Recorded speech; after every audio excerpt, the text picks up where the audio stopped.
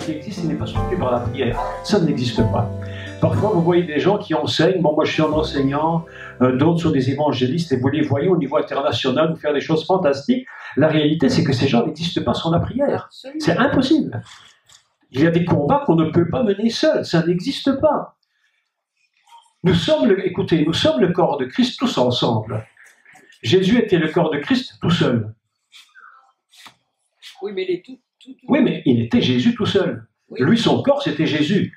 Nous sommes lui tous ensemble. Ah oui, ah ben, bien sûr. Il était lui tout seul. Et pourtant, même lui tout seul demandait à ses disciples, priez pour moi. Ouais. Et les disciples à Gethsémani s'étaient endormis.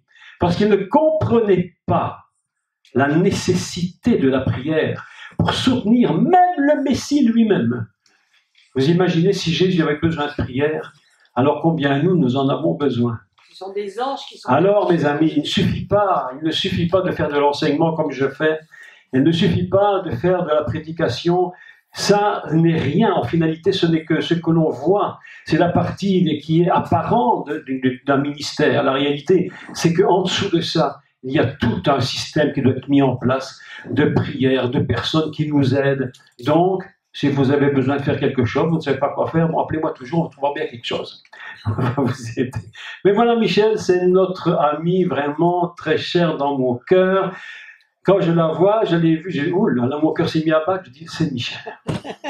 Qu'est-ce que vous voulez dire? Quand j'ai vu Liliane tantôt, je dis, c'est Liliane. Ah, c'est pas possible. Enfin, je la vois de mes yeux. Que Dieu soit béni, c'est magnifique, c'est magnifique. Vous savez que le secret du ministère, c'est pas de prêcher.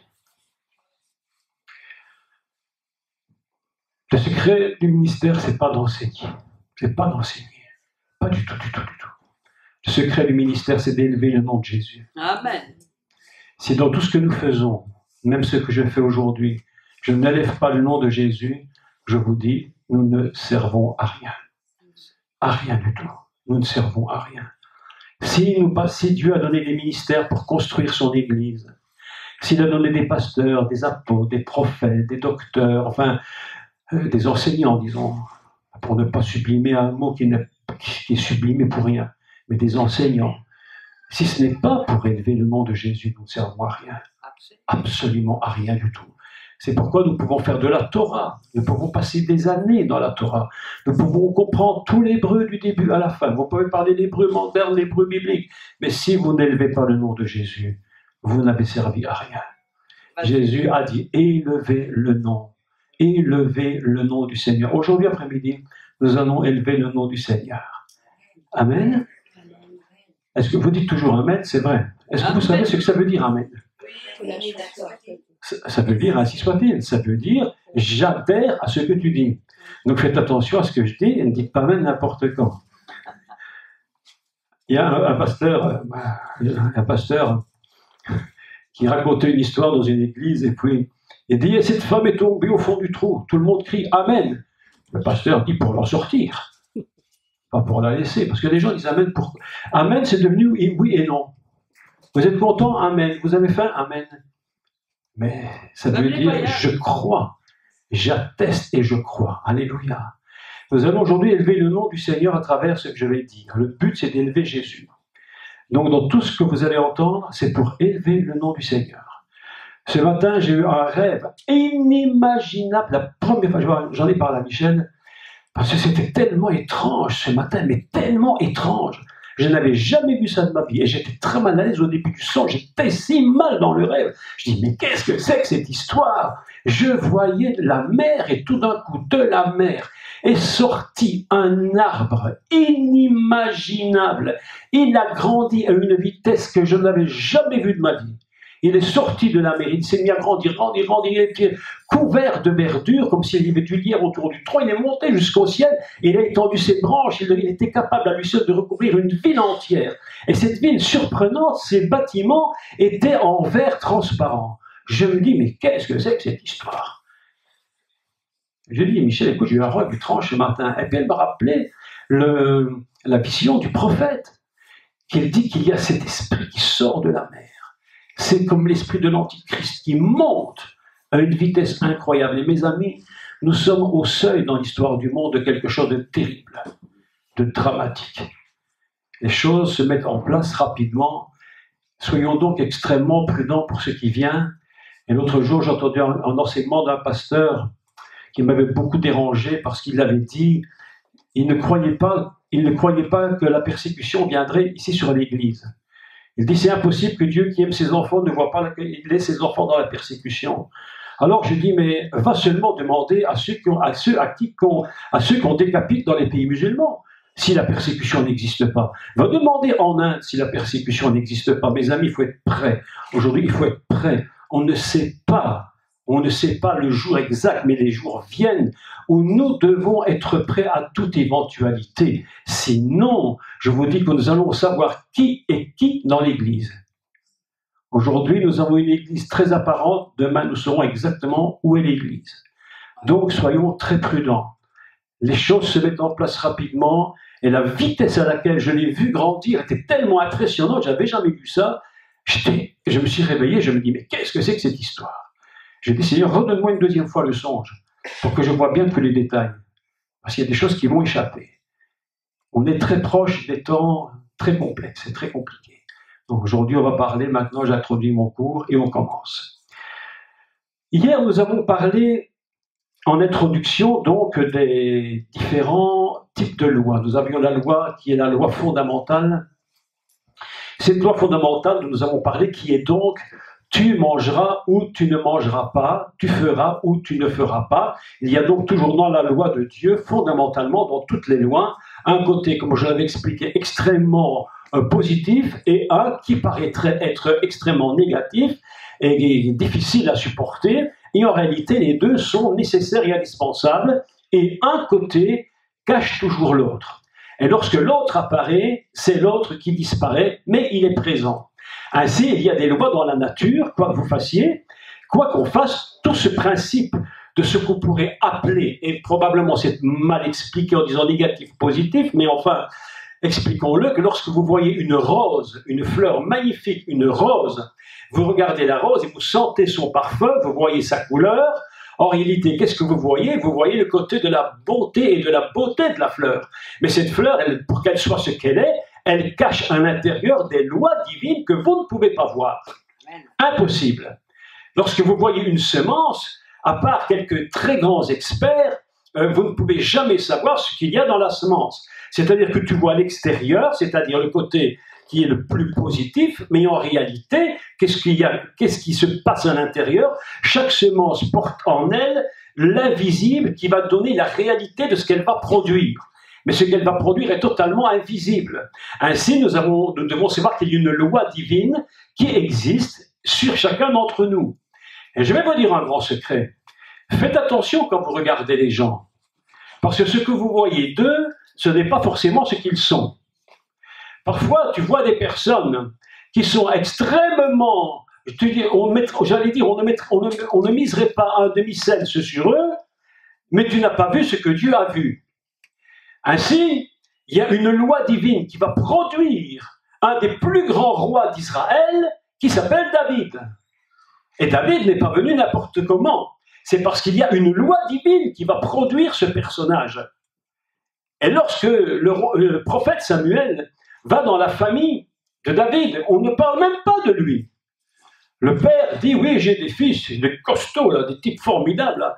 Et Samuel regarde le grand et beau, là, et Dieu lui dit, mais c'est pas lui. Ce que tu vois, c'est pas ce que moi je vois. Et Samuel dit, c'est pas lui.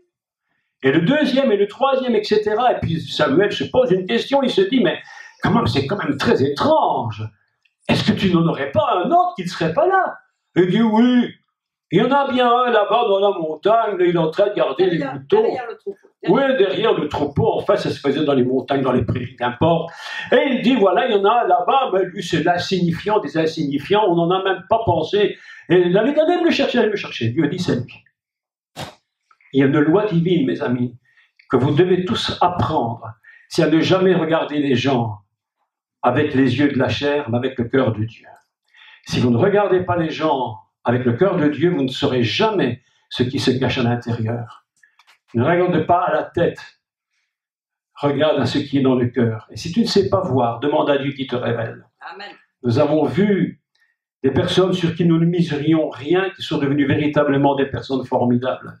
Et ceux que nous croyions être des grands sont devenus les plus petits.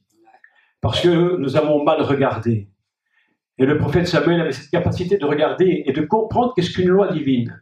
Même le choix que Dieu fait de chacun d'entre nous est fondé sur un principe divin, sur ce qui est caché et non pas sur ce qui est visible.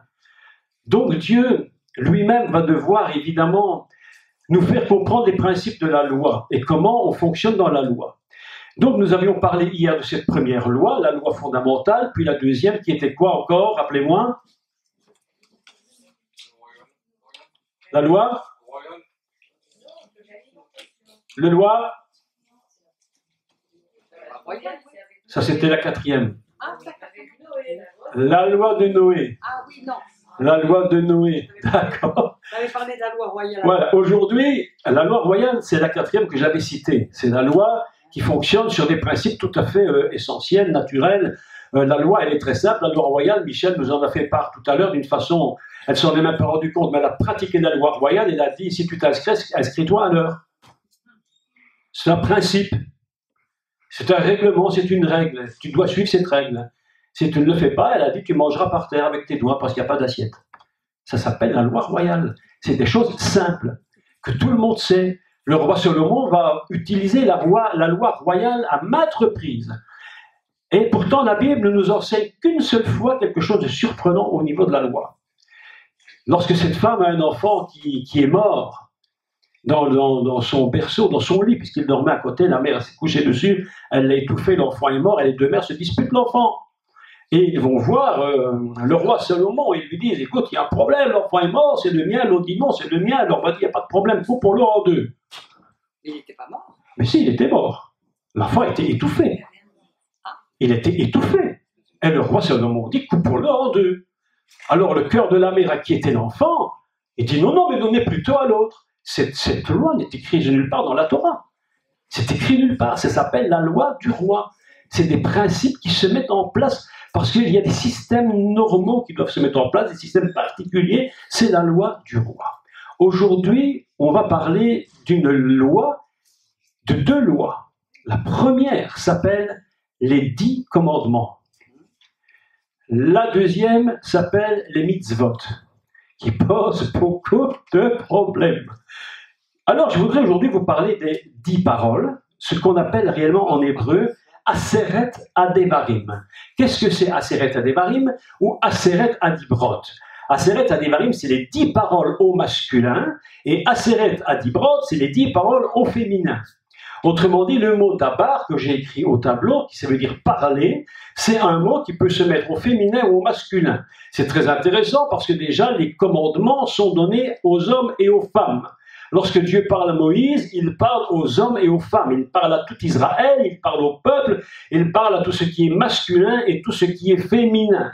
Et il va donner 10 paroles. Et Moshe va monter sur la montagne, mes amis, mais pendant 40 jours. Je ne sais pas si vous imaginez ce que c'est monter pendant 40 jours. Et il va le répéter encore, il va leur dire, je suis monté sur cette montagne. Et il dira, et je n'ai ni bu, et je n'ai pas bu, je n'ai pas mangé pendant 40 jours, mes amis. Le prix que Moïse a payé est un prix absolument inimaginable. Pourquoi? Un prix pour recevoir 10 paroles. 10 mots, 10 paroles, 3 fois rien tout compte fait.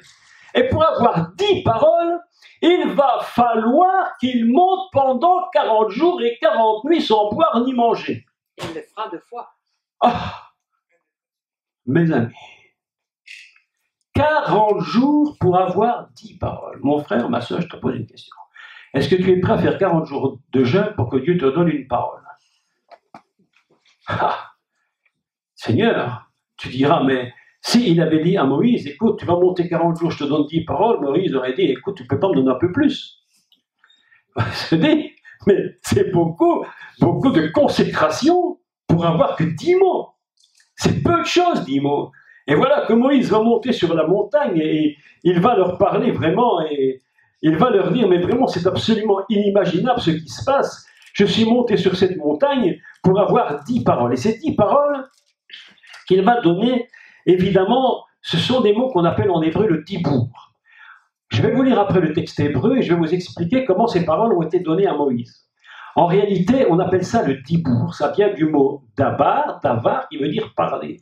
Mais lorsque vous prenez la racine de davar, parler, cette racine peut se décliner dans beaucoup de différents mots, même prophétiser. Même prophétiser. Ça veut dire les 10 mises en garde, qu'on a traduit en français par les 10 commandements. Attention, les 10 mises en garde, ça veut dire je te parle pour te mettre en garde contre certaines choses. Ça s'appelle les 10 mises en garde que Moïse va donner au peuple d'Israël. Mais pour comprendre le début des 10 mises en garde, il va falloir que nous lisions d'abord un texte. Nous allons le lire ensemble dans le livre de l'Exode. Et vous allez voir que l'introduction des 10 paroles est très étrange. On se demande pourquoi Dieu n'a pas simplement dit à Moïse, après 40 jours, « Écoute Moïse, tu as passé du temps avec moi 40 jours, c'était extraordinaire, maintenant je te donne les 10 paroles. » Mais la façon dont il va introduire les 10 paroles est tellement surprenante. La façon dont il va commencer le texte. Dieu parla à Moïse, et je lis la parole, je le lis. Donc vous prenez le texte dans Exode 20. Exode chapitre 20, c'est le texte des 10 commandements. Voilà.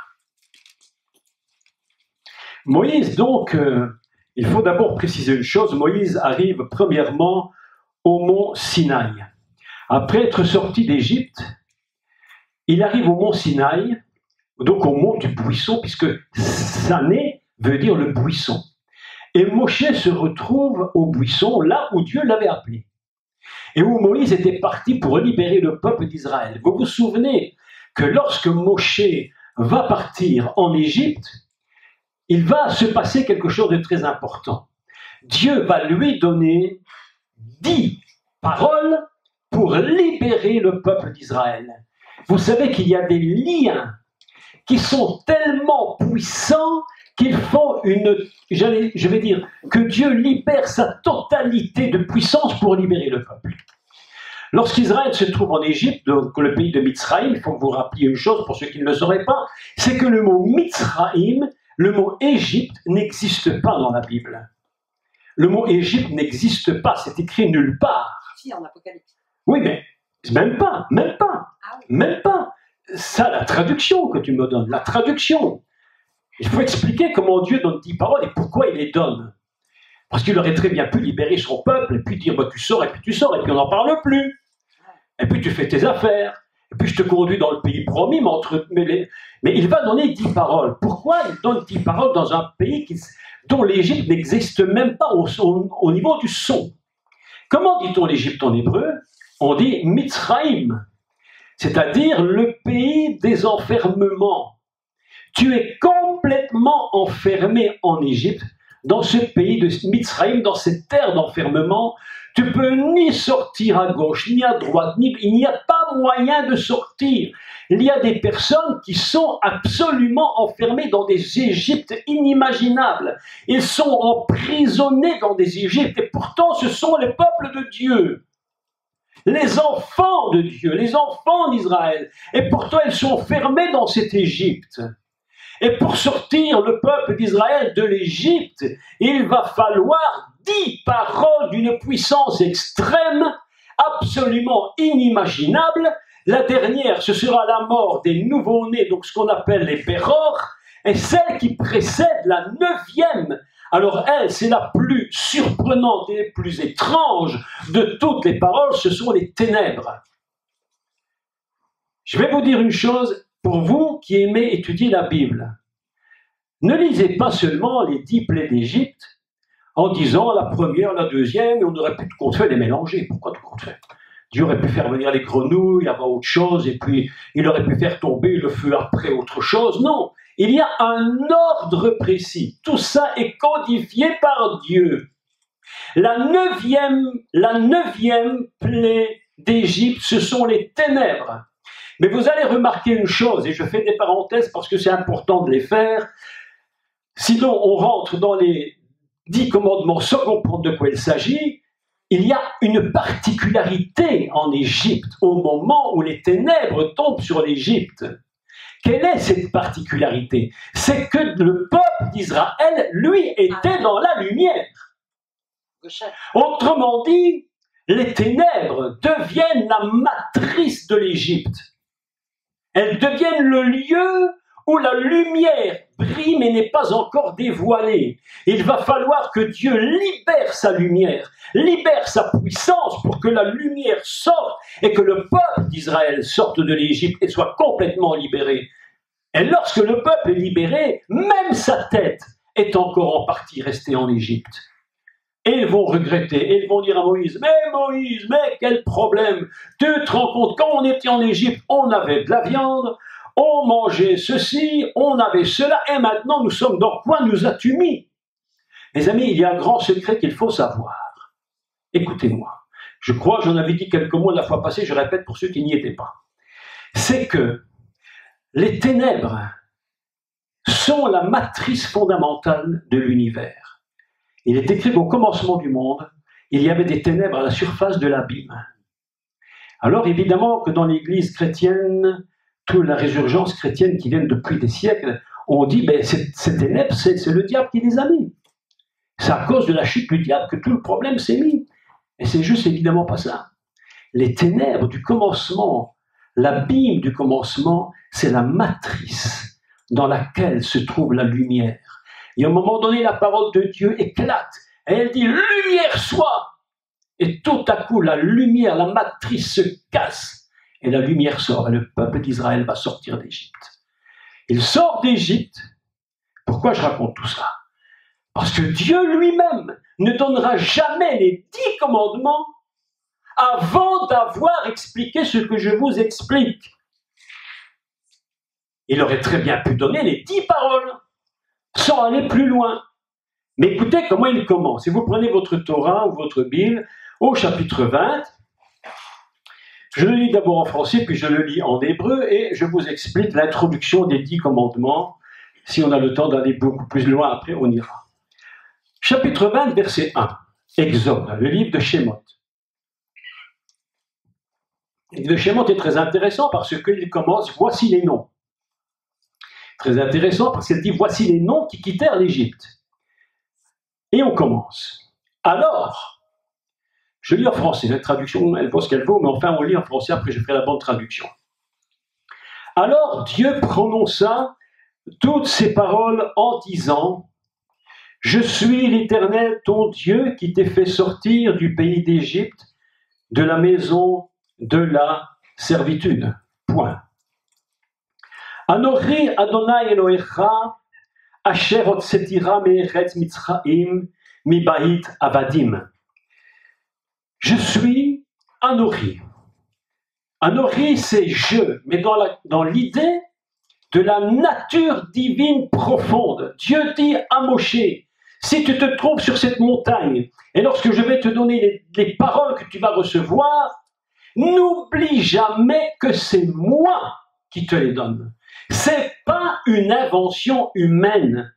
C'est moi qui te donne ces 10 paroles. Anochi, Adonai, je suis l'Éternel. Adonai Elohecha, je suis l'Éternel, ton Dieu. Je t'ai fait sortir du pays des enfermements, dans lequel tu étais incapable de sortir toi-même. Les rabbins nous disent une chose qui n'est pas juste, il faut quand même dire que ce n'est pas juste. Ils disent que si le peuple d'Israël est sorti d'Égypte, c'était parce qu'il avait ses propres mérites. Mais mes amis, ce n'est pas par nos mérites que nous sommes libérés. Nous sommes libérés parce que Dieu nous fait grâce. Amen. Si tu crois que tu es libéré par tes mérites, mais tu seras encore enfermé pendant le reste de tes jours. Si le peuple est sorti d'Égypte, ce n'était pas par ses mérites, c'est parce qu'il criait à Dieu, il voyait le peuple souffrir. Et quand le peuple souffre, Dieu se penche vers son peuple et il dit, j'ai entendu tes cris. Alors l'Éternel vient et il va libérer ce peuple. Et vous ne trouvez pas étrange quand même que Dieu commence les 10 commandements en lui disant ça? Pourquoi fallait-il qu'il lui dise? Parce que les 10 paroles qu'il va donner à Moshe ne peuvent être comprises et assimilées que dans la mesure où tu comprendras réellement que ce que tu es, c'est Dieu qui l'a fait pour toi. Autrement, la loi n'a aucun intérêt. Celui qui ne comprend pas ces choses, eh bien, on peut lui donner toute la loi, mais elle n'a aucun intérêt, aucune valeur pour lui. Le peuple d'Israël va assimiler cette loi dans la mesure où il comprendra que c'est parce que c'est Dieu qui le lui donne lui-même et lui dit Anori Adonai Elohecha mi'eretz Mitzrayim, qui t'est fait sortir du pays de l'Égypte, du pays de tous les enfermements. Est-ce que vous me suivez? Sinon, le peuple d'Israël n'est même pas capable de recevoir cette loi. Incapable. La loi va définir pour Israël, je vais dire, tout le statut moral qu'il va avoir, tout le statut individuel qu'il va avoir. Je suis l'Éternel, Anori Adonai Elohecha. Et puis, Anori Adonai Elohecha, Asher Otsetira, qui t'est fait sortir littéralement. Otsetira, c'est sortir littéralement, comme s'il t'avait pris de la terre et qu'il t'avait sorti pour te construire. Et pour te construire, il va falloir des lois. C'est le même mot qui est utilisé quand il est dit que Adam a été sorti de la terre. Au moment où Adam sort de la terre, il va falloir que Dieu lui donne une loi, comme je vous l'ai expliqué hier. Si tu n'es pas sorti surnaturellement du lieu où tu te trouves, tu ne peux même pas comprendre à quoi sert la loi. Impossible. Nous avons besoin de savoir une chose, et Dieu le sait. Mon peuple d'Israël a besoin de se souvenir que c'est moi qui l'ai fait sortir d'Égypte. Et je vais maintenant en faire un peuple. Mais pour construire un peuple, il faut des lois. Et s'il n'y a pas de loi, un peuple ne n'est jamais construit. Et il va donc donner à Israël à la sortie d'Égypte. Pourquoi n'a-t-il pas donné les lois à l'intérieur de l'Égypte? Il aurait pu dire, mais écoute, voilà, je vous donne des lois, et puis vous êtes à l'intérieur, mais je vous donne les lois. Parce que tant que tu n'es pas sorti de tes enfermements, il est impossible de comprendre la valeur de la loi. C'est impossible. Nous voyons qu'il y a plein de chrétiens sur cette terre qui sont complètement enfermés dans des systèmes, et ces systèmes les enferment tellement, ils n'arrivent plus à en sortir, et vous pouvez leur dire ce que vous voulez, Dieu ceci, Dieu cela, ils ne comprennent rien. Il faut d'abord que Dieu nous libère pour que la loi prenne sa valeur. Aucune possibilité autrement. Si tu n'as pas compris que tu as besoin d'être libre pour recevoir la loi de Dieu, mes amis, tu es comme le peuple d'Israël. C'est pourquoi Dieu était obligé d'attendre que le peuple soit sorti d'Égypte pour pouvoir lui donner la loi. Et la loi qui va lui donner, la première chose qu'il va lui donner, ce sont 10 paroles. Ces 10 paroles, qu'on appelle donc les 10 mises en garde, elles sont très peu nombreuses, mais elles vont déterminer toute l'histoire morale, je dirais, spirituelle du peuple d'Israël et même de tout l'univers, de toute la terre, de toute personne que nous sommes. Donc, il va commencer par dire une chose très importante. Il va lui dire, je suis l'Éternel ton Dieu qui t'ai fait sortir du pays d'Égypte. Le pays, c'est une chose, et puis il continue de la maison. Parce que la maison, c'est le lieu où nous sommes vraiment en vie, où nous vivons ensemble. La maison où nous nous bâtissons, de la maison où tu es littéralement enfermé. Je suis l'Éternel ton Dieu. Et puis il continue, on dira, tu n'auras pas devant moi d'autres dieux devant ma face. Voilà un texte absolument formidable. Tu n'auras pas devant moi d'autres dieux devant ma face. Qu'est-ce que cela peut vouloir dire? Le texte hébreu nous dit que, si je fais une traduction littérale, tu n'auras pas des dieux qui rivalisent sur mes visages. Tu n'auras pas de rivalité sur moi. Vous vous souvenez que le peuple d'Israël était en Égypte. Et en Égypte, ils ont touché à tellement de choses. Ils ont touché à tellement de choses. Ils ont eu tellement d'idolâtrie. Le peuple est, pendant près de plus de 2 siècles, 210 ans exactement, enfermé dans cette terre d'Égypte. Et dans cette terre d'Égypte, ils ont vu ce qui s'y passait. Et la première chose que Dieu leur dit, c'est attention, là d'où vous venez, ne retournez pas dans les mêmes systèmes. Tu n'auras pas d'autre Dieu. Tu ne te feras pas pour toi, dit le texte exactement. Tu ne feras pas pour toi des dieux autres qui rivalisent sur mes visages. Alors vous dites, c'est étrange quand même, Dieu a des visages. En réalité, nous constatons une chose, c'est que tout système qui parle de Dieu et que nous mettons sur la face ou sur les faces de Dieu, nos propres idées de Dieu sont en train de littéralement détruire Dieu lui-même. Lorsque nous construisons des idées de Dieu, vous savez que beaucoup de gens savent qu'il y a un seul Dieu. Beaucoup de gens le croient. Mais ce Dieu-là n'a plus la même image, parce qu'on a mis sur son visage des systèmes religieux, et on dit, ça c'est Dieu. Le pentecôtiste met son système pentecôtiste sur une image de Dieu, et il dit, ça c'est Dieu. Et si tu ne penses pas comme ça, alors tu n'es pas dans la règle, tu n'es pas dans ma règle. Nous pouvons mettre des images de baptistes, de pentecôtistes, de protestants, de catholiques, de tout ce que vous voulez sur les faces de Dieu, et Dieu dit ça, je suis jaloux de ce que tu fais, je n'aime pas ce que tu fais. Tu ne feras pas pour toi d'autres dieux qui rivalisent sur mes visages. Ne mélangeons pas nos doctrines avec qui est Dieu, je vous le dis. On peut mélanger nos doctrines et croire que c'est Dieu. Mes amis, Dieu, il est ce qu'il est. Il n'a nullement besoin que tu lui rajoutes des visages. Il est ce qu'il est. Il dit, tu n'auras pas d'autre Dieu sur mes visages, parce que je suis un Dieu qui est jaloux. Je suis un Dieu jaloux et j'ai un souvenir de ce que tu fais. Vous savez que le plus grand problème de tous les gens qui sont liés, extrêmement liés par toutes sortes de choses, les gens sont liés par des systèmes religieux terribles. La religion vous lie les gens d'une façon inimaginable. Vous avez remarqué comme il est difficile pour sortir quelqu'un qui est dans sa religion? Vous avez remarqué comme c'est difficile pour un catholique de sortir du catholicisme? Je suis né catholique, je mourrai catholique. Ça veut dire quoi? Ça veut dire qu'on a rivalisé contre Dieu. Et cette religion est arrivée à enfermer les gens dans un système d'Égypte. Dieu dit, je suis jaloux de ça.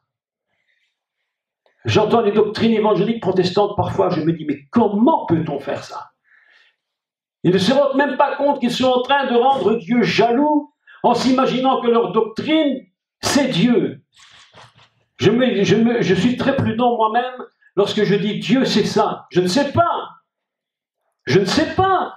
Dieu est Dieu. Et d'ailleurs, lorsque Philippe vient voir Jésus, il lui-même est très très interpellé. Il lui dit, écoute Jésus, il y a quand même un problème. Il dit, mais tu nous parles du Père, tu nous parles du Père. Mais montre-nous le Père. Montre-le-nous. Pourquoi? Parce que le besoin de tout être humain, le besoin de tout être, c'est de reconnaître le Père. Qui est-il? Et Jésus dit, écoute, celui qui m'a vu a vu le Père. Tu dis, mais je ne connais pas le Père, qui est Dieu? Celui qui a vu le Messie a vu le Père. Amen. Tout juif, et nous en parlerons, qui pratique les mitzvot, tout juif qui pratique la loi sévère et dure, qu'est-ce qu'il fait en réalité? Il se connecte à des images du Messie pour connecter le Père. Tu n'auras pas d'autre Dieu devant ma face. Tu n'auras pas d'autre Dieu devant moi. Tu ne mettras pas sur mes visages. Tu ne mettras pas sur mes visages d'autres images. N'invente pas des dieux. N'invente pas des dieux. Ne vous inventez pas des dieux. Est-ce que vous me comprenez bien? Car je suis un Dieu jaloux, qui punit l'iniquité. Je lis le texte parce qu'ici vraiment le texte est très compliqué à traduire. Et puis il continue encore, tu ne feras pas d'image taillée. Ah là là là, mes amis, des images taillées. Regardez aujourd'hui, même chez les chrétiens, mais quelle catastrophe. On parlait tout à l'heure de la Vierge Marie. Vous avez remarqué que dans les églises de la Vierge, dans les églises catholiques, une dame était très fâchée sur moi il y a quelques jours. Elle m'a écrit sur Internet, comment vous osez? Comment osez-vous? Elle m'a dit, comment vous êtes suffisant? Comment osez-vous me dire des choses comme ça? Vous parlez contre les catholiques. Je dis non, non, je parle de la vérité. Pas d'image taillée. Pas d'image sur la face de Dieu. Ne rivalisons pas contre lui. Tu te fais des images taillées, tu te prosternes devant elle. Tu ne te feras pas d'images qui sont au ciel, sur terre et sous terre. Parce que ça, je suis un Dieu jaloux. Et le Dieu, alors ici, la traduction devient extrêmement compliquée. Extrêmement compliqué parce que le texte dit qu'il ne fera pas des images. Je suis un Dieu jaloux qui punit l'iniquité des pères sur les enfants jusqu'à la 3e et la 4e génération de ceux qui me haïssent. Maintenant, je vais vous donner la traduction exacte. Un peu plus compliqué. Tu ne te feras... Donc il dit, je suis un Dieu jaloux qui a le souvenir. Le mot utilisé, c'est le mot poked. Poked, c'est un mot qui ne signifie pas nécessairement punir, mais ça signifie aussi se souvenir. Je me souviens, dit Dieu, je me souviens de ce qui s'est passé. Je suis un Dieu jaloux qui se souvient des fautes des pères, traduction française jusqu'à la 3e et la 4e génération, traduction maintenant littérale du texte. Un Dieu qui se souvient des fautes des pères, sur les fils 3 et sur 4. Voilà quelque chose de très étrange. Je suis un Dieu qui se souvient des fautes sur les fils sur 3 et sur 4. Je me suis dit, mais qu'est-ce que ça peut vouloir dire cette histoire? Eh bien, mes amis, il y a déjà une première chose qu'il faut savoir, c'est que le peuple d'Israël, lorsqu'il a commis ses iniquités, lorsqu'il est tombé dans l'idolâtrie, vous savez comment les peuples d'Israël étaient tombés dans le culte des Baals. Il allait même jusqu'à sacrifier ses propres enfants. Oui, vous vous souvenez de cela? Et Dieu, quelle était la punition lorsque le peuple d'Israël a commis ces choses? Quelle était la punition? L'exil. Combien de générations en exil? 3, parfois 4. Après cela, le prophète Daniel ouvre le livre. Et qu'est-ce qu'il voit? Il voit que le temps est arrivé où le peuple va retourner dans sa terre.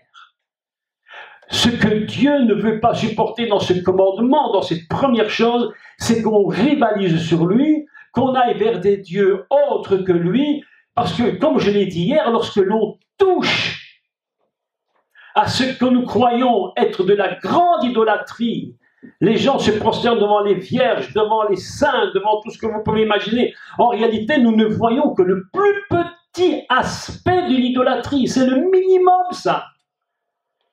Vous rentrez dans une église catholique, j'étais il y a quelques années en Pologne, alors que vous allez en Pologne, je ne sais pas si vous avez déjà été en Pologne, mais alors là c'est inimaginable. Les églises sont remplies de saints, de vierges, de tout saints inimaginables. Il n'y a même plus assez de jours dans l'année pour nommer le nom des saints, tellement il y en a. On se prosterne devant tout, les bougies sont allumées de partout. C'est incroyable, inimaginable. Et lorsque l'on voit ça, je rentre dans une église, et qu'est-ce que je vois? Je vois un petit Jésus dans les bras d'une grande Vierge Marie. Elle est sur la terre, sur le globe, vous imaginez déjà l'histoire, et elle a une couronne sur la tête, vous imaginez l'histoire, et en plus dans ses bras un petit Jésus, on se demande ce qu'il fait là, je vous dis tout ce que vous voulez croire, mais ce petit Jésus, c'est pas le mien. Ça s'appelle de l'idolâtrie, vous êtes d'accord avec moi? Mais ce que vous avez vu, mes amis, c'est rien du tout. Rien du tout vous avez vu. Même si ça paraît immense, la réalité n'est rien. Ça, c'est le petit aspect sur terre d'une idolâtrie qui touche le céleste à un niveau que vous ne pouvez même pas imaginer. Là-haut, il se passe quelque chose. À chaque fois que quelqu'un va vers une idole, à chaque fois que quelqu'un va vers l'idole et commence à la prier, à lui mettre des bougies, à commencer à lui faire des prières à la Vierge, à la maman du ciel, comme il l'appelle, la maman du ciel. Vous imaginez le truc, la maman du ciel. Ah, mes amis, tu n'es pas en train de mettre une bougie à la Vierge, hein, tu te trompes, tu es en train d'adorer le diable là-haut dans les cieux. Il y a une violence qui se passe dans le ciel qu'on ne peut même pas imaginer. C'est pourquoi Dieu dit, je suis un Dieu jaloux. Et ce genre d'idolâtrie-là, ce genre de choses, lorsqu'il touche le céleste, celui-là, alors là, c'est des générations entières qui peuvent être touchées. C'est pourquoi le catholique qui tombe dans une telle idolâtrie, il dit, je suis né catholique, je mourrai catholique. Mes parents étaient catholiques, je suis catholique, je mourrai catholique. Et ça se transmet. Et s'il n'y a pas une intervention surnaturelle de Dieu pour libérer ces gens, littéralement les libérer, ces gens resteront constamment dans ces liens-là. Parce que ce lien d'idolâtrie, c'est quelque chose d'inimaginable. Parce que tu n'as pas touché à la terre, tu vas toucher à la nature de Dieu. Est-ce que vous me comprenez? Il ne faut pas tout mélanger. Il ne faut pas tout mélanger. Il y a beaucoup de chrétiens qui sont liés par rien du tout. Par rien du tout. La plupart, cette nuit, je me suis réveillé, je réfléchissais à ça, des heures. Et je me suis dit, ce que les chrétiens ont besoin de comprendre, ou plutôt qu'ils ont besoin de faire, c'est plutôt de ne pas faire. C'est de ne pas toujours courir chez des personnes qui vont les libérer. La plupart des chrétiens, ce qu'ils ont besoin, c'est de savoir qui est Jésus, de connaître qui est le Seigneur Jésus. C'est sa parole qui nous libère, mes amis. C'est la connaissance de sa parole qui nous rend libres. Mais si évidemment, tu dis toujours aux gens, oui, mais c'est Dieu Dieu te punit, Dieu te punit. Mais mes amis, tu n'as même plus le sens de tes propres responsabilités. On a déresponsabilisé les chrétiens dans les églises depuis des années, en leur faisant croire qu'ils seront libérés, en leur disant, si tu viens, je prie pour toi, tu seras libre, mais la personne retourne chez elle, elle continue la même vie, elle ne prie pas, elle ne lit pas la parole. Ça ne l'intéresse strictement pas d'étudier la parole. Mon frère, ma sœur, est-ce que si tu veux être vraiment libre, est-ce que tu crois que tu vas être libre simplement en allant dans des impositions des mains, mais tu te trompes complètement, je ne peux pas te mentir. Tu as besoin de comprendre qui est le Seigneur. C'est lui qui nous libère. C'est lui qui nous transforme. C'est lui qui nous change. Si ma vie change, c'est parce que j'ai décidé de servir le Seigneur. Si j'ai un problème dans ma vie, si j'ai quelque chose qui ne va pas dans ma vie, il faut que je me pose la question, mais pourquoi est-ce que ça ne va pas dans ma vie? Ne jetez pas toujours la faute sur les ancêtres. Ne jetez pas toujours la faute sur ça. Ce n'est pas la vérité. Ça peut arriver. Mais mes amis, je vous dis une chose, ce que le chrétien a besoin de comprendre, il a besoin de comprendre qu'il faut qu'il s'attache au Seigneur. Il faut qu'il s'attache à la parole. Il faut qu'il apprenne à prier. Sinon, vous n'en sortirez jamais, mes amis. C'est impossible. Je ne peux pas vous mentir. Ça fait des dizaines d'années que les mêmes personnes s'approchent. Et je vous dis, dans 10 ans, elles s'approcheront encore parce qu'elles ont des illusions. Elles s'imaginent que parce qu'on va prier pour elles, elles seront libérées. C'est pas ça que dit Dieu. Dieu te dit, mais quand est-ce que tu vas apprendre à toi-même à te donner au Seigneur? Quand est-ce que tu vas apprendre à prier? Quand est-ce que tu vas apprendre à lire la Bible? Quand est-ce que tu vas apprendre à méditer la parole du Seigneur? Quand est-ce que tu vas apprendre à connaître qui est le Seigneur? Lorsque j'avais 33 ans, je me rappelle qu'à un moment donné, je me suis rendu compte que quelque chose n'allait pas dans ma vie. J'aimais le Seigneur, mais je n'avançais pas. Et un jour, je me suis dit, il faut que ça change. Je n'ai demandé à personne. Je n'ai demandé à personne de prier pour moi. J'ai dit, il faut que je me lève à 5 heures tous les jours. Il faut que j'apprenne à prier. Il faut que j'apprenne à prier. Je me suis levé tous les jours. Je me suis dit, Jacques, il faut que tu apprennes à lire ta Bible. Et depuis l'âge de 33 ans, sauf exceptionnellement quelque temps, vous dire ça, dans mon livre, j'explique cela, je me suis quasiment levé presque tous les jours, sauf exception. Presque tous les jours vers 5 heures, parfois 3 heures du matin, 2 heures, pour prier, parce que mes amis, ma libération, ma véritable construction, tu veux être libre? Qui veut être libre? Ça veut dire que vous n'êtes pas tous libres, si vous levez la main. Tu veux être libre? Tu as besoin d'apprendre à te donner au Seigneur. Tu as besoin d'apprendre à prier, mon frère et ma sœur.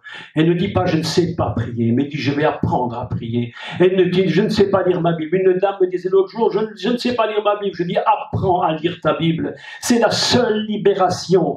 Tant que tu ne seras pas libéré de cette façon de vivre, tu ne pourras même pas comprendre ce que représentent les 10 paroles qui ont été données à Moïse. Parce que ces 10 paroles s'appuient sur la parole de Dieu. Elles ne sont que la parole fondamentale de Dieu. C'est pourquoi Dieu commence en disant, je suis l'Éternel ton Dieu, c'est moi qui t'ai libéré. Mes amis, les chrétiens ne sont pas libres.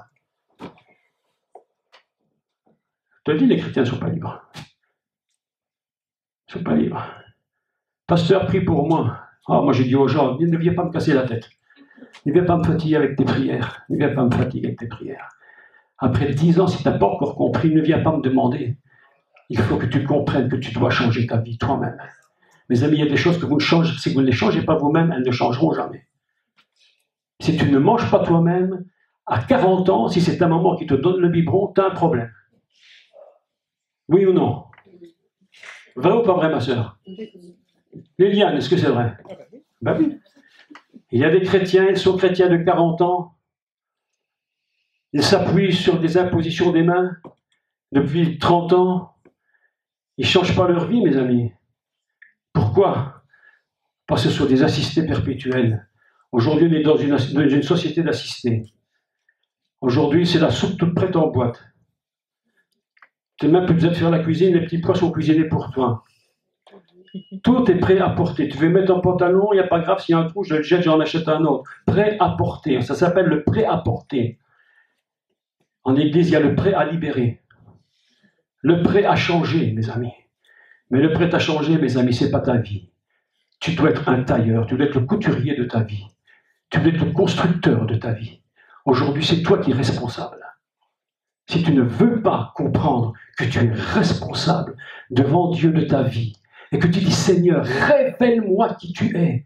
Révèle-moi ton œuvre. Dans 10 ans, mes amis, dans 20 ans, vous serez toujours ici, en train de demander la prière. Mais à un moment donné, mes amis, vous devriez passer des maîtres. C'est ce que Paul dit, vous devriez être des maîtres, et vous êtes encore des enfants.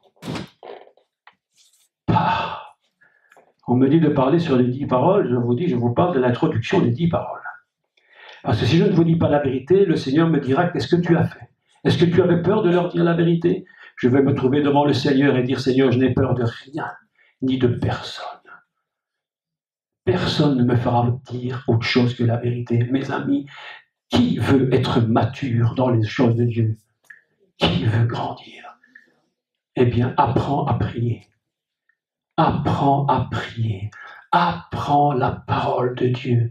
Demande à Dieu de t'éclairer. Demande à Dieu de chercher. J'ai compris une chose aujourd'hui. Aujourd'hui, les gens ne cherchent plus l'enseignement. Michel vous l'a dit hier. Quand on a marqué, on va parler de la loi, les gens ne s'inscrivent plus. Si tu avais dit, venez, on va prier pour votre délivrance, tout le monde serait venu. Vous savez pourquoi? Parce que c'est des perpétuels assistés. Ils vont pointer au chômage. Ils ne veulent même plus travailler pour Dieu. Ils veulent que tout soit mis dans leur bouche tout cuit. Ils vont voir le prophète parce qu'ils n'entendent pas la voix du prophète. Et comme ils n'entendent pas la voix du prophète, ils vont voir le prophète, Madame Soleil, pour qu'on lui donne leur avenir. Et les chrétiens, nous connaissons une dame d'ailleurs, en plus femme de serviteur de Dieu, pour vous dire. Elle dit, ah, Dieu m'a donné une libération aujourd'hui. Je dis, mais ça fait 30 ans qu'on te donne la libération. Quand est-ce que tu vas grandir? Ah, Dieu m'a dit que j'aurai un don de prophétie. Et pourquoi tu prophétises pas? Ah, mais je ne sais pas. Quand est-ce que tu vas apprendre à te consacrer au Seigneur? Je suis l'Éternel qui te libère du pays d'Égypte. Tant que tu ne seras pas libéré de ce que je viens de te dire maintenant, n'écoute même pas la suite de mon message, tu peux rentrer chez toi. Tu ne comprendras rien du tout. Mes amis, mes amis, mes amis, s'il est vrai, et il est vrai, que certains chrétiens ont réellement besoin d'être libérés, vraiment besoin, parce qu'il y a des libérations qu'on n'obtiendra jamais tout seul, on n'est pas capable. Il y a des gens qui sont pris dans des chaînes tellement terribles, depuis des générations qui leur sont tombées dessus, qui leur ont fait des choses absolument inimaginables. Et ces gens sont marqués dans leur chair, dans leur âme, jusque dans le, j'allais dire, même génétiquement, ils sont marqués par les fautes que leurs pères ont pu faire, tellement c'était dramatique. Une des fautes les plus terrifiantes qui existent aujourd'hui et qui est tombée sur les nations, c'est ce qu'on appelle la Shoah. Des gens, des familles qui ont tué les Juifs et dont les enfants eux-mêmes ont porté ce fardeau. Ça, ce sont des vrais gens, des vraies personnes qui ont besoin d'être vraiment libérées, parce qu'il y a une telle violence dans ce qui s'est produit. Dieu dit, mais tu as touché à mon peuple, c'est pas seulement à des gens que tu as touché. Mes amis, écoutez, je vais encore vous dire quelque chose encore plus fort que tu n'imagines, plus incroyable que tu n'imagines. Lorsque Paul est sur le chemin de Damas, écoutez la révélation de Dieu maintenant. Lorsque Paul est sur le chemin de Damas, lui, il est dans une loi de mort. Il tue à cause de la loi. Non seulement il se tue lui-même, mais il tue les autres. Il est sur le chemin de Damas. Et tout à coup, la lumière se fait, la voix se fait entendre. Et la voix, qu'est-ce qu'elle dit? Pourquoi est-ce que tu persécutes les chrétiens? Mais non, il ne dit pas ça. Elle dit, pourquoi tu me persécutes, moi? Mes amis, lorsqu'il a tué Étienne, c'était dramatique pour Étienne. Mais la réalité, c'est qu'en fait, il avait touché Dieu. Il a dit, Paul, c'est moi que tu persécutes. Lorsque la Shoah a existé, lorsque les pogroms ont existé depuis des siècles, mais alors ici, le comble du comble, c'était les nazis. Vous êtes d'accord avec moi? Un comble! Nous disons, et il y a raison, quelle catastrophe d'avoir tué tant de juifs. Mais en réalité, mes amis, on a été pire que ça. On a touché le cœur de Dieu. C'est là-haut que ça s'est passé. Le plus grand drame s'est passé là-haut. Là-haut. Et Dieu dit là-haut, moi, tu m'as touché en plein visage. Et mes amis, est-ce que vous savez sur quel nom? Savez-vous sur quel nom on a massacré les millions de Juifs? Est-ce que vous le savez? Pour vous montrer qu'il y a des liens très forts. Gott mit uns. Gott mit uns. C'était ce qui était écrit sur le ceinturon des soldats allemands. Dieu avec nous. Gott mit uns. Dieu avec nous. Au nom de Dieu, tu as touché le céleste. Et tu as encore le culot de venir mettre sur ton ceinturon. Et je dis encore, c'est pire que tout. Parce que c'est sur le ceinturon qu'on l'a mis. Là où on met la ceinture autour des reins. C'est-à-dire ce qui est le lieu de l'émotion forte. Dans la Bible, les reins, c'est les émotions. Pas le cœur. Le cœur, c'est les émotions chez les Grecs. Mais chez les Juifs, c'est les reins. Ils te mettent la ceinture autour des reins et ils disent, Gott mit uns, je vais te massacrer, mon brave Juif là, le Juif de rien, je te massacre au nom de Gott mit uns. Et là, tu touches le céleste. Et quand tu touches le céleste, là-haut, à cette dimension, je te dis, mon frère, là, il y a des choses qui doivent être cassées. Ça, c'est de vrais liens. Parce que tu as touché un niveau dont tu n'as même pas imaginé. Alors, mes amis, il ne faut pas tout mélanger. Je vous dis la vérité, ne mélangez pas tout. Sachez reconnaître quelles sont vos responsabilités. Sachez reconnaître quels sont les véritables liens et les faux liens. Et si certains liens, vraiment, tu ne peux pas avancer, demande à Dieu réellement, mais où est-ce que j'en suis, moi, par rapport à Dieu? Où est-ce que j'en suis par rapport à mon enfermement? Comment se fait-il que je ne grandis pas? Comment se fait-il que je n'atteins pas la maturité? Pose-toi la vraie question. N'accuse personne. N'accuse personne. Ce n'est pas utile. N'accuse pas, ne cherche pas là où il ne faut pas chercher. mais regarde qui tu es, regarde comment tu te comportes. Toi qui te dis le disciple du Messie, tu ne pries même pas. Toi qui te dis le disciple du Messie, tu ne lis même pas la Bible. Toi qui te dis le disciple du Messie, tu n'es même pas capable de méditer 3 mots. Toi qui te dis le disciple du Messie, plutôt que de prier, tu ne fais que regarder la télévision. Toi qui te dis le disciple du Messie, tu ne fais que lire des choses qu'il ne faut pas lire, tu ne regardes des choses qu'il ne faut pas faire, tu ne fais que critiquer. Toi qui te dis le disciple du Messie, ne dis pas c'est à cause de Dieu qui me punit que je ne prie pas. Dieu ne punit personne en ne lisant pas la Bible. C'est ça, ta responsabilité, à toi de la lire ou de ne pas la lire. Ce n'est pas Dieu qui t'empêche de prier. Dieu nous pousse à prier. C'est toi qui ne pries pas, parce que tu n'as pas compris qui est le Seigneur. Le jour où tu vas comprendre où est le Seigneur, tu vas prier 10 heures par jour. Tu dis, Seigneur, ta parole m'a libéré. La vraie liberté, mes amis, elle se trouve lorsque nous avons quitté notre Égypte. Lorsque tu quittes ton Égypte, alors la liberté, elle vient. Et Dieu te dit, maintenant, je vais te construire. Et je vais te donner les lois qui te permettront de comprendre ce que tu peux faire ou ne pas faire. Tu ne tueras point. Je passe en rapidité sur tout ça. Tu ne tueras point. D'ailleurs, c'est complètement faux. La traduction est complètement fausse. Complètement fausse. Il est écrit réellement, tu n'assassineras pas. Ah, on n'est plus dans le même système. Tu n'assassineras pas. Ça veut dire tu ne feras pas de meurtre avec préméditation. Mais mes amis, dans l'idée commune des chrétiens, c'est quoi tuer? C'est tuer physiquement. Mais combien de disciples du Seigneur, ou plutôt, qui se disent disciples du Seigneur, sont des gens qui tuent les autres par la bouche? C'est ce qu'on appelle en hébreu la shonara, c'est-à-dire la langue méchante. Comment veux-tu comprendre ce problème? Et comment veux-tu maîtriser ce problème de la langue méchante, c'est-à-dire de la calomnie, de la tromperie, du mensonge sur l'autre? Le texte dit, tu ne feras pas de faux témoignages. La réalité, c'est que tu ne feras pas de témoignages, de mensonges sur l'autre. Comment peux-tu résoudre ce problème? Je te pose la question. Si tu n'es pas libéré de ton Égypte, est-ce que tu crois que le calomniateur, est-ce que tu crois que le menteur, est-ce que tu crois que l'adultère sera libéré par des impositions des mains? Mais mon ami, mais tu rêves. Mais jamais. L'adultère restera adultère, parce que sa tête est une tête d'adultère. Ce que tu as besoin, c'est d'être libéré.